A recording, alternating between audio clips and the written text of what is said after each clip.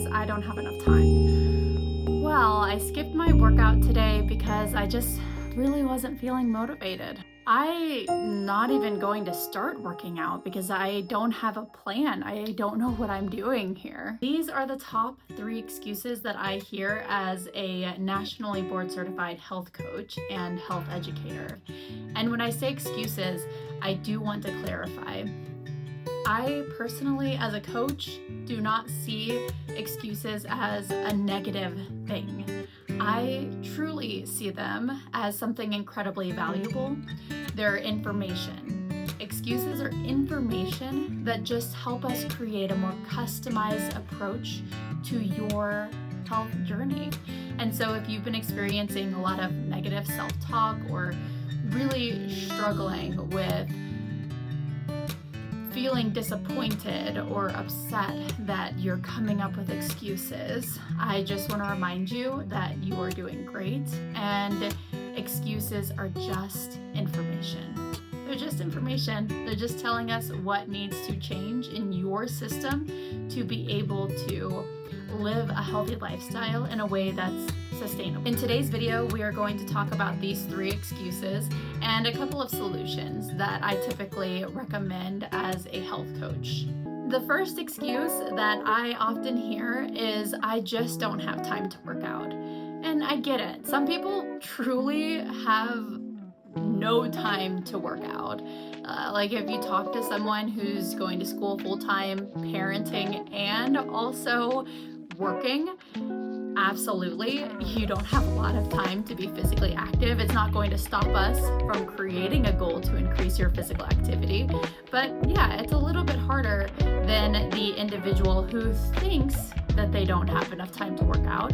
But if we looked at their schedule and took the time to audit where their current time is going, we could probably fit in a 30 to 60 minute workout pretty easily. So the first thing that I often suggest, I know it's incredibly personal to the individual. There's so many different ways that you can go about this, but the first approach is actually assessing your schedule. What does your schedule look like, and where can we fit in some type of physical activity? It's also important to ask the client that you're working with, or to ask the individual that you're talking to, what is important to you, or what do you want your workout routine to look like in the future? Because we can start to create a plan that slowly, gradually increases to the point that they want to be at when it comes to physical activity. The next thing that I like to talk to my clients about is consistency, then intensity. This gets a lot of really great results. Whenever we talk about taking a step back from what they think they should be doing to moving the conversation towards what can they do, realistically, what would be a no-brainer? Like, what could you do this week to be more physically active? And then we take that plan, whatever it is, whether it's a 10-minute walk 3 times per week, or just doing a 5 minutes of stretching before bed. Whatever it is, it's important to work on being consistent with that, building the trust with yourself first, that when I say I'm going to do something, I do it. And then work on the intensity, the frequency, the duration. The number 2 excuse is, I'm just not feeling it. I don't have the motivation. And so to that, some recommendations are, first, taking action. I know this is easier said than done, but it's important to recognize that you're not always going to feel motivated, and that's okay. Even like people who do work out 5 to 6 times per week, they have days where they just don't feel like going into the gym.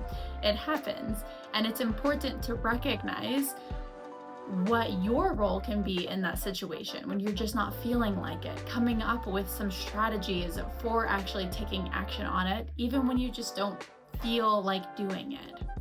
You can try working out with a buddy, using a reward system, or just keeping in mind your why it's important for you to make this change, thinking about what your life will look like in the long term if you are consistent with your healthy habits.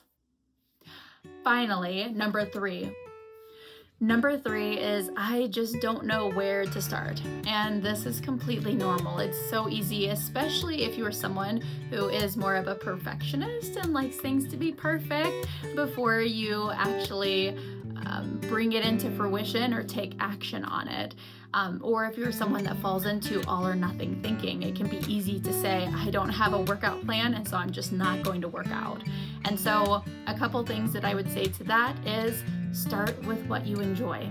Find one thing you enjoy. It doesn't have to be perfect. You don't have to think about the specific outcomes, but find something that you enjoy doing and just start doing it 2 to 3 times per week, 15 to 20 minutes. The next thing is, of course, getting support, working with a coach or a personal trainer, someone who can actually help you develop a plan that you can do on a weekly basis to help reach your health goals. You can also look at the physical activity guidelines for Americans. This research shows the amount of physical activity that is recommended in order to obtain or get the benefits from physical activity. And so this is a good starting point as well. This looks like 150 minutes of moderate intensity physical activity or 75 minutes of vigorous intensity physical activity per week. That's about 30 minutes 5 times per week. And just remember, you can slowly work up to that. It doesn't have to happen all at once. And in addition to that, it's recommended for more health benefits to complete at least 2 days of strength training, making sure to hit all of the major muscle groups. Quick side note here, I misspoke. It's 150 minutes of moderate intensity or 75 minutes of vigorous intensity cardiovascular exercise, not just physical activity, cardiovascular, and 2 days of strength training. Working with a coach or personal trainer can be really helpful for getting started with strength training. So these are the top 3 excuses that I hear as a health coach, and just a quick video on some of the solutions that I walk clients through. And just remember, it is helpful to hear these recommendations in more of a broad, general way. But it is so much more impactful to have some type of support, someone to brainstorm with, and to connect with a coach or a personal trainer, someone who can actually help you overcome these obstacles. It could also be a therapist, a friend. Again, artificial intelligence, journaling, doing something to have some sort of accountability and a space to collaborate and brainstorm on what could be possible for you to sustain a healthy lifestyle. So that's all I have for you today. And if you are interested in hearing more things about improving your health and well-being, and you would like to develop a healthy lifestyle that you can sustain over the long term, but find yourself falling into all or nothing thinking or perfectionism, or just starting and stopping over and over again, you're just struggling with actually taking action, then follow for more. This is what we're going to be talking about. This is my full-time job, and also I'm creating content online because I want to reach even more people and share this information because it's so valuable and it's life-changing. So follow for more either on my Instagram or my YouTube, and I will see you in the next video. Thanks.